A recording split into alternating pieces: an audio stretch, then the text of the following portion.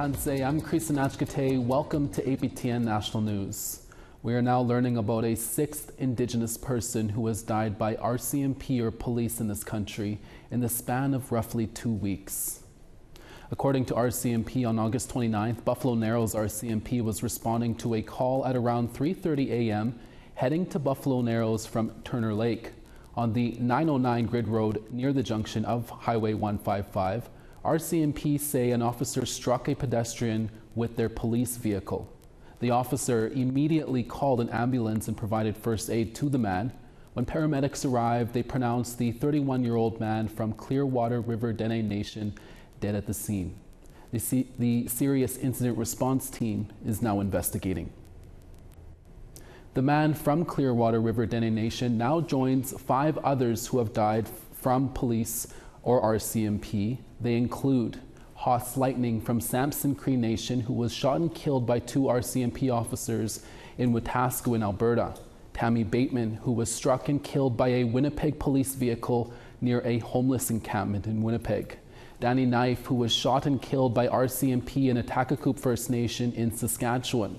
Jason West, who was shot and killed by Windsor Police in Ontario. And Stephen Iggy Dedam, who was shot and killed by RCMP in Elsipogtog First Nation in New Brunswick. We spoke to Dedam's sister earlier, and here's what she had to say about that incident. We're upset, hurt. We need justice for him. To use excessive force the way they did was too much. He was a very easy person to calm down. So I don't understand why they took those measures. And you will hear more from that family member a little later in the show. We are learning a little more about that incident in the Agecoutay Cree Nation in Saskatchewan on Sunday morning that left 1 man dead, a woman injured, a police officer injured, and the RCMP handing the investigation over to the Saskatchewan Serious Incident Response Team, or CERT. A video of the alleged RCMP shooting was posted to social media this week. APTN News has received permission from a family member to air the video, and they identified the man as 31-year-old Daniel Knife from Agecoutay. The video was recorded from a distance, and it can be difficult to see what is actually unfolding. A warning to our viewers, what you are about to see may be disturbing. In this video, RCMP can be heard saying to Knife, "Put the gun down," numerous times. Knife is then seen kneeling and throwing an unknown item towards the officers before he is hit with a single shot. Seconds before the shooting, a young child is seen walking out on the deck of the house.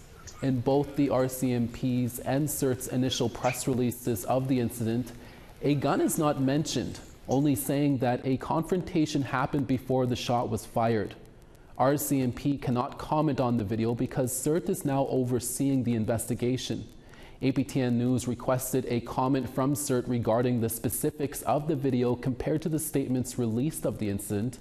CERT would only say that it is taking all available evidence into consideration as the investigation continues.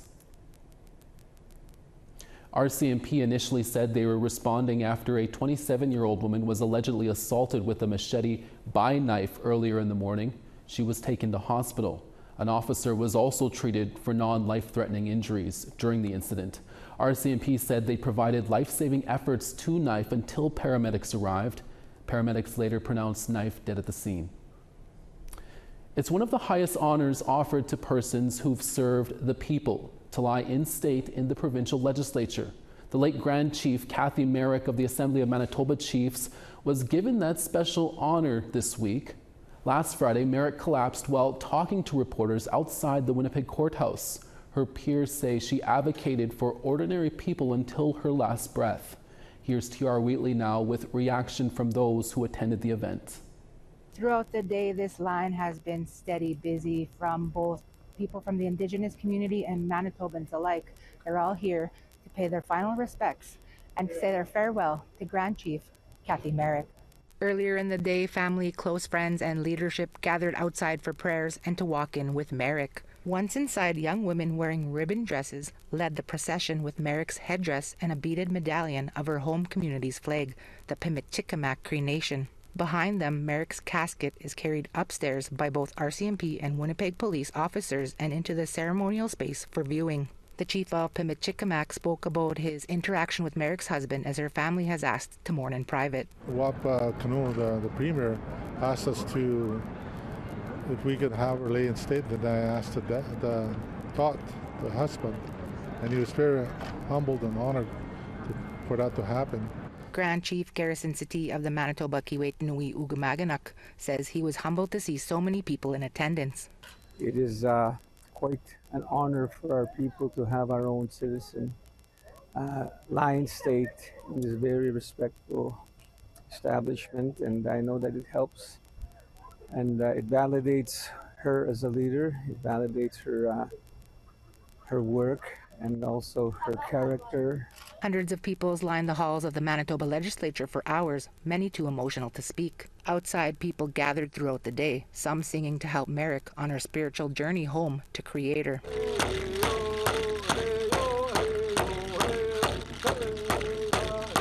Fellow Chief Stan Bird of Peguis First Nation shared his thoughts on Merrick's tribute. She was respected not only in Indian country, but respected in other governments. She was known across Canada. So I think it's fitting. There were also some here who never met or knew Merrick, still wanting to pay their respects, including actor Tom Jackson. It's interesting, even though there's a darkness here, there's also a light. There's a big light. And you don't necessarily see it, but you can feel it, right? So you have an opportunity out there to be here, to come here, to be part of this community. You should do it. It'd be good for your soul. Merrick was the first female Grand Chief elected by the Assembly of Manitoba Chiefs. She is the first Indigenous person to lie in state in over a decade. The last person to hold that honor was Elijah Harper in 2013. After the viewing here, there will be a procession led by horses that will take Grand Chief Merrick to the RBC Convention Center, where there will be a public wake. And then tomorrow, her family is expected to take her back to Pimichicamac, where they will have a proper traditional burial for her over the weekend. T.R. Wheatley, APTN National News, Winnipeg. We'll hear from a family member of the man who was shot and killed by RCMP in Agecoutay First Nation in New Brunswick. We're back in about 3 minutes. Stay with us.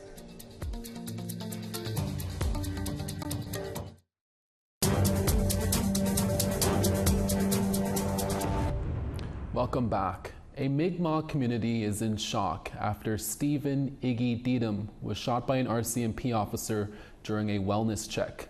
On the evening of September 8th, police were called to Dedam's home in the Agecoutay First Nation in New Brunswick.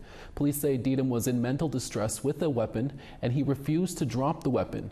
After police discharged a taser which was ineffective, an officer shot Dedam and he later died of his injuries in hospital. Amber Joseph is Dedam's sister. She spoke with us this morning with APTN News.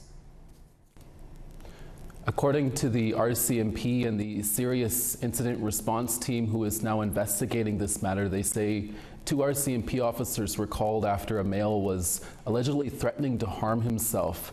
They then said a man carrying weapons approached them. This was supposed to be a mental wellness check. What are you and the family able to tell us about what happened with your brother that night? He suffers from mental illness, so he the cops were called. When they got here, I feel like they didn't try to de-escalate the situation, because within 4 minutes of their arrival, my brother was tased and shot 3 times. They didn't even wait for the tase to even have an effect on his body. It was tase, then shot immediately after the tase. I'm sorry to hear. According to media reports, the officer involved in this incident has been removed from the community. Do you think that is enough of a response to this? No. We're also hearing the First Nations Kopit Lodge and Indigewatch, who assist police with mental wellness checks like this, were not called for this. What is your reaction to that? They should have been called. It's protocol. That's why we have Indigewatch. Have they been called? I think my brother would have been still here today. Yeah.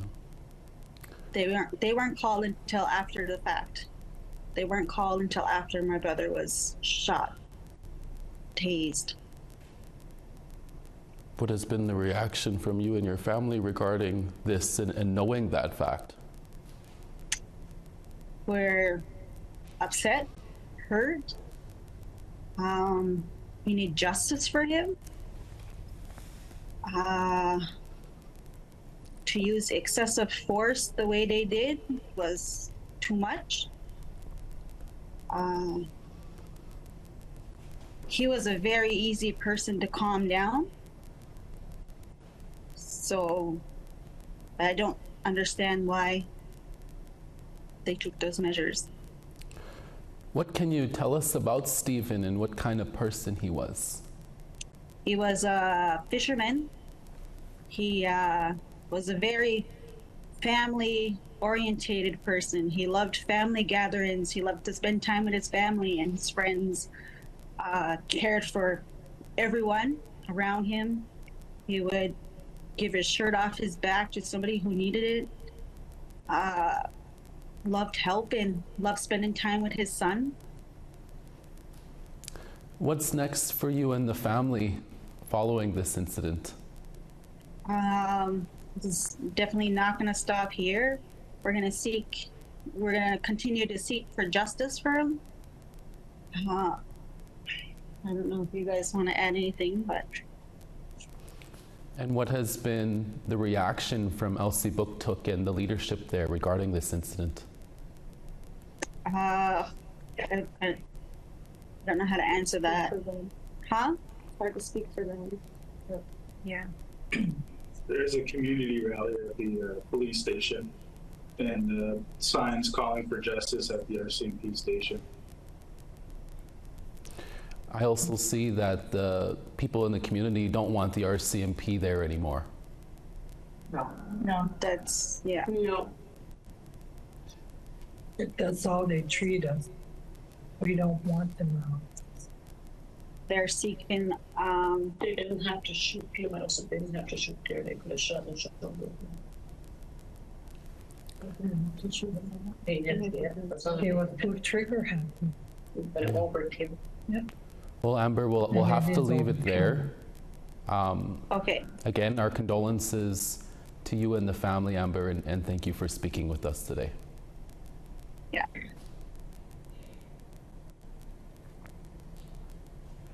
And we will have more of that story in our 5 p.m. newscast later today.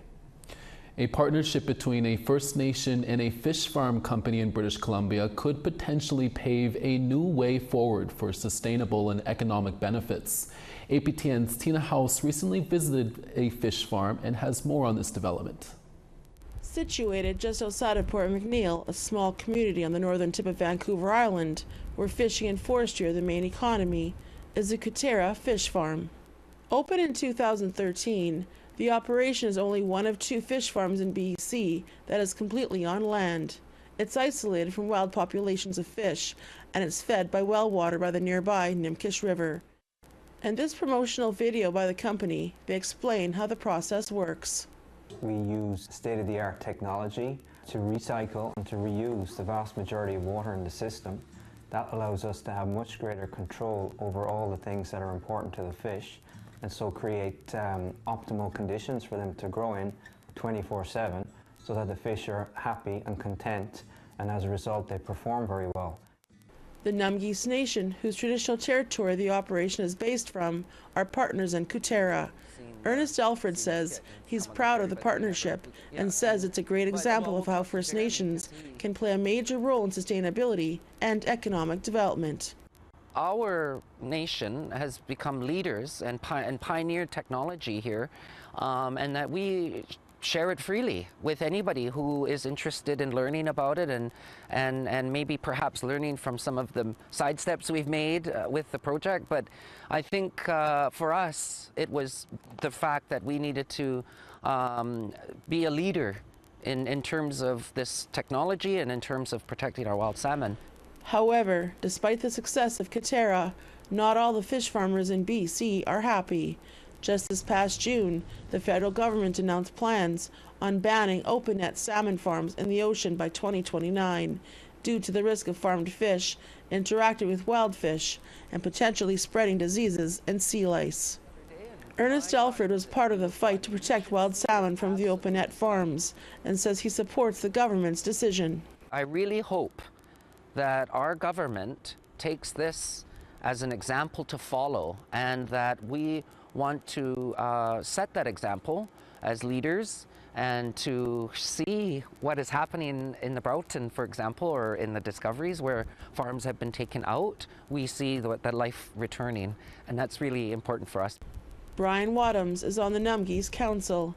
He says that fishing in BC is not what it used to be, and he is grateful for this opportunity for his nation to benefit from the industry in a new way. The opportunities in the salmon fishing industry was second to none for the coastal communities up and down the coast of British Columbia, and we've lost that resource. And that's why we need to look at alternatives to open that system so that we can restore, rebuild, and start to benefit from the wild salmon once again. Tina House, APTN National News, Port McNeill. A northern Alberta Indigenous community will soon open its first new subdivision in more than a decade as it continues to struggle to a housing crisis. It's part of a multi-million-dollar program of a Calgary-based Cenovus Energy to build homes near their operations. Dozens of residents in the community are living in cramped and damaged RVs with no running water or electricity. CTV's Jordan Canagan has more on a housing situation and a private program aiming to help. Darlene Richards tours the small, modified RV she's called home for nearly 8 years. Got it all built. As you can see, there's mold setting in. Her Conklin home was supposed to be temporary. Now it's fallen into disrepair. This has been nice to me, but I mean, it'd be nice to have like running water and lights. Nearby, her sister Grace lives in a similar converted RV. Plywood makes up the small kitchen addition. They've done what they can to insulate them. It is cozy, but it's very hard living. Yes, very hard living, especially the winter months. Conklin is located about 350 kilometers northeast of Edmonton. Many living in the predominantly Métis community face the same conditions. The things that I took for granted was coming home and being able to turn on a light switch, being able to have a shower every day, the running water, being able to do my dishes. But the Richards sisters will be among the first to move into new homes transported here. They're part of Cenovus Energy's $50 million Indigenous housing initiative. The company plans to build 200 homes in 6 northern Alberta communities. We heard from Chief and Council and from community members that housing was a big crisis. Cenovus fundamentally wants to be a good neighbor to the communities that we work with. The most recent data from Statistics Canada shows 16% of First Nations and Métis people live in homes in need of major repair, a rate 3 times that of the rest of Canada. A report from the Assembly of First Nations shows the cost to close that housing gap here in Canada is $135 billion needed from the federal government. The partnership with private companies is giving the communities new hope. The anticipated move-in date for some is set for October. It means people will get out of the, you could say, poverty situations that they are currently living in and live in more standard living.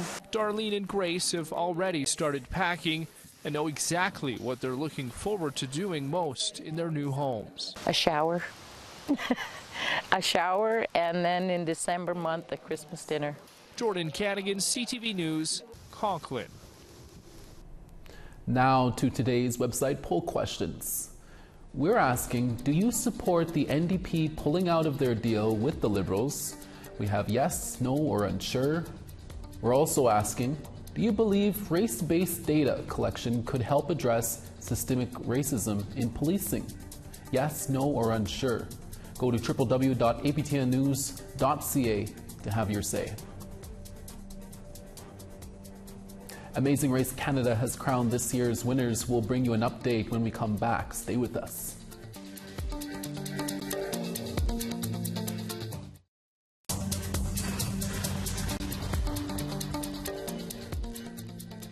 Over on the East Coast, St. John's 18, Charlottetown 20. Cartwright 11, the Grand River 15. Val-d'Or 20, Gaspé 16. Toronto 21, Sarnia 24. 24 in Timmins, Sioux Lookout 18. 15 in God's Lake, Puckatawagan 15 as well. 17 in Winnipeg, Barons River 16. Regina 17, North Battleford 12. Meadow Lake 11, Stony Rapids 6. Rain in Fort Chipewyan at 17, Peace River 20 and sunny. Calgary 18, Red Deer 14. Penticton 23, Campbell River 21. 20 in Prince George, Prince Rupert 16. Beaver Creek 8, Dawson 11. Wati 18, Yellowknife 16. Fort McPherson 13, Inuvik 14. Chesterfield 10, Baker Lake 13. And Arctic Bay 5 and Igloolik 5 as well. An Indigenous provincial sports organizer and her best friend have won one of Canada's biggest competition shows. Taylor McPherson and Katie Mulcahy crossed the Amazing Race Canada finish line first, winning $250,000. McPherson and Mulcahy entered the competition to inspire young women to embrace physical sports, championing the mottos "Strong is Beautiful." Mulcahy says they faced challenges but learned to refocus to win. She hopes young women see their journey and do not let fear hold them back. When McPherson isn't racing across Canada, she works with Indigenous Sports Council of Alberta. She hopes winning this competition will help launch a project to bring sports to remote Indigenous communities. McPherson says this season shows that believing in yourself makes anything achievable. We had some strong competitors throughout this entire race, and even in the finale, 2 6'5" men who are baseball players, professional baseball players. Like, it's insane, to think that just little Taylor and Katie took it all home, So it really goes to show that, no matter what your size is, what you look like, what you do, you can do whatever you put your mind to, and, strong is truly beautiful. Congrats, Katie and Taylor. And that's your midday newscast for this Thursday, September 12th. Dennis Ward will be back with more stories for your evening newscast in a few hours. Make sure to join us again. From everyone at APTN National News, hi miigwech masicho. Thank you for watching, and we'll see you again. Ekse.